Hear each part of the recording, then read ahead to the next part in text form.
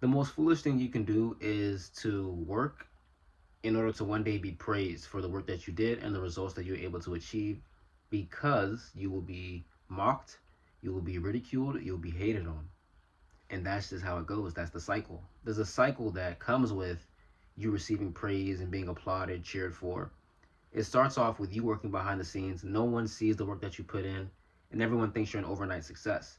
While you're working when no one's looking, this is the time where you really need the applause.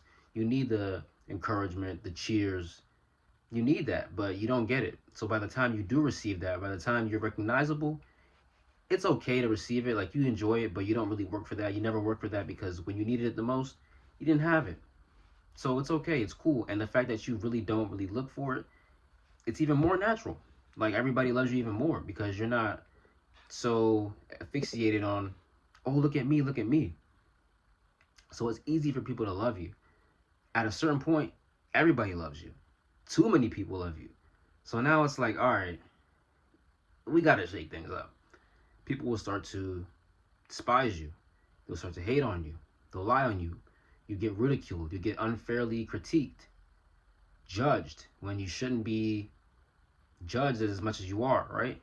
And that's what happens. Now, your haters who once loved you have something to say. And at this point, it's like, you were like, what happened to all the love? Like, what did I do? What went wrong? You didn't do anything. All you did was just be you and keep working. But you worked so hard that you got to a point where everybody put you on this pedestal. And you know that old saying, the only way to come, what's the saying? I don't even know the saying. The only way to come from down when you're at the top is to come down. That's not even the saying, but you get what I mean. Comment down below what you know what I'm trying to say, if you know what I'm trying to say. Basically, when you're at the top, the only place that you can go is back down. If you're at the number one spot, you can't go higher than one. You're going to come back down. And at this point, it's like, all right, everybody hated on you. They bashed you enough. But you know what? We don't even hate you like that anymore. We either forget about you or we love you again for whatever reason. That's just the cycle. That's why it's kind of idiotic. It's foolish for you to work in order to receive the praise and the acknowledgement by the public, because you will inevitably be hated on. Look at Kevin Durant, for example. Kevin Durant, he played for Oklahoma City Thunder in his early days in the NBA. The guy donated when there was a terrible tornado that happened in the state of Oklahoma. Like, he gave back. He was very supportive of the community. He was in the community doing work. He loved the fans. The fans loved him back. He won an MVP while playing for the Thunder, his only MVP. He was great. He went to an NBA Finals with the organization. Like, he won multiple playoff series. The guy was a legend in Oklahoma City at the time he was there. And then all of a sudden, like, they just weren't reaching that level that they once had. That level of, all right, they got to the finals, and all right, Kevin won MVP.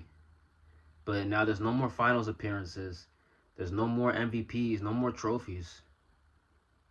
The team's just, they're falling short.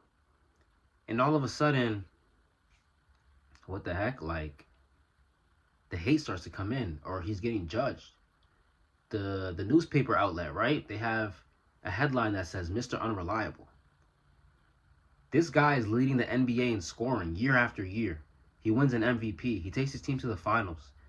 And then a few years later, he's Mr. Unreliable. Headline of the newspaper, right? Cool. Same guy that was, like, donating when there was a tornado in the state, like a lot of national tragedies or state tragedies in the state of Oklahoma, and he was in the community giving back.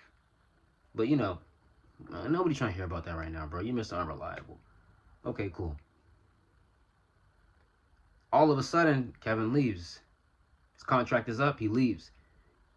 Greener pastures, right? The grass is green over there. Kevin went over there.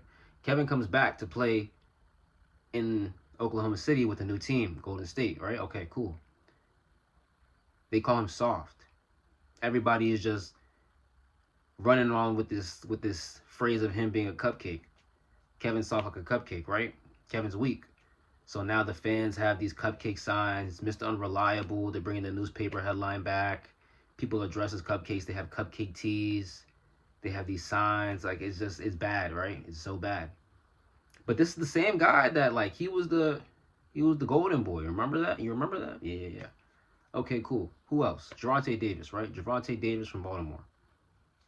Javonte Davis one time, if I'm not mistaken, like bought the block. Basically, he bought the block, like renovated some homes in Baltimore, and that same day they got burned down. So he's like the face of the community over there. He's like the face of Baltimore, the most notable guy to come out of Baltimore probably since Michael Phelps. And nah, we're not with that. Okay, like this guy's from the community. He's from that city, and he's giving back. But people are hating. They don't want to see progress. Who do you think you are coming back over here and shining on us? Take that shit down. All right. He's dominating the world of boxing, right? Undefeated. But then all of a sudden, he's a knockout artist. Now he's not knocking people out like he once was. And he's getting booed because his fights are a little bit less exciting. Now he's getting booed. But everybody loves this guy. I promise you, not everybody loves this guy. He's so entertaining. And now he's getting booed. Like, what the hell? What happened? He gets hair grease in his eye. And now they're asking him about it after the fight. And he's getting booed. But people are coming to see him win. Like, that's the crazy part. That's what you think. And that's what they actually are. But at the same time, they're also coming to see him lose. They want to see him lose so bad. So he can be dethroned. Like, yeah, he was never that.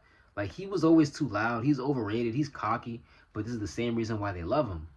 It's the same reason why they love him. Andrew Luck, bro. Andrew Luck was the #1 overall pick, 2012 NFL draft. Very first pick. Undeniable, right? Nobody was ever going to get drafted before him. He was that good coming out of college. And from day one, he was the man. Had a few seasons in the NFL.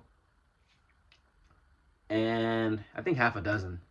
So the thing with Andrew Luck is he was always bruised and beaten and banged up, but he showed up every game. He didn't miss games, right? And then entering one season, right? It's a new season, off season. He's just not feeling it physically.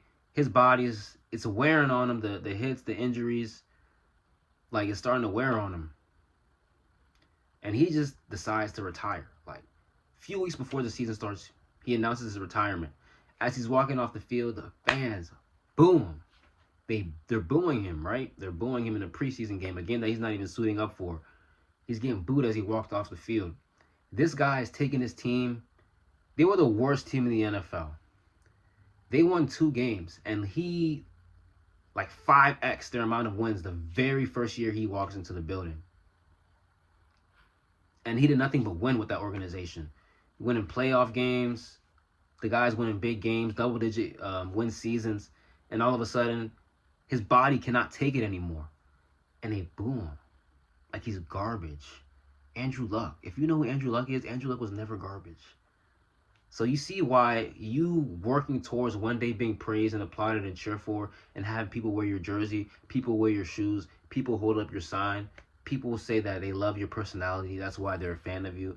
They're going to use that against you. Like, it's going to get flipped. So you should not be working for praise because you will inevitably be put on this pedestal that's so grand, so high, that nobody can reach you. And the only way they can reach you is for somebody else to climb on their shoulders and climb on their shoulders, and for them to get on the ladder, and for them to be raised by a freaking elevator or escalator or whatever and pull you down. That's the only way they can bring you down. You won't bring yourself down because when you feel down, the fans will pick you back up. That's what I'm telling you. Like, they hurt you. They bring you down so much. They notice you're below them. They're like, whoa. Nah, come back. Whoa, we ain't mean to hurt you like that. You see how it doesn't make sense. It's the love and hate thing. Your haters are your biggest fans because they're going to hate you. They're going to hate the shit out of you one day. But they love you right now. And that comes with it. So if you're working for praise, if you're working towards one day being just this famous, like everybody loves you, nothing but fire emojis in your comments, like, yeah, let's go. No. That's for today. Tomorrow, hell nah. Thumbs down emojis. That's what you're getting. But if you're working towards being praised, Okay, you must accept that the hate is coming around the corner. You shining today is the same reason why tomorrow they won't like you, because you're shining too much. So that's what it comes with. That's what it comes with. If you want to be famous, if you want to be notable, if you want to have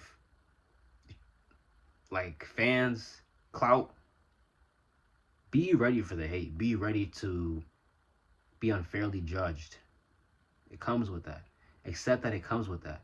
Or if you don't want to accept that, I'm not going to say don't aspire to be like great. You should aspire to be great. But don't look for everybody to pat you on the shoulder and want to take pictures with you, want your autograph, and then expect for the same people who want pictures, autographs, and advice to don't expect for them not to spit on your shoes. It's effed up, but it's the reality, man.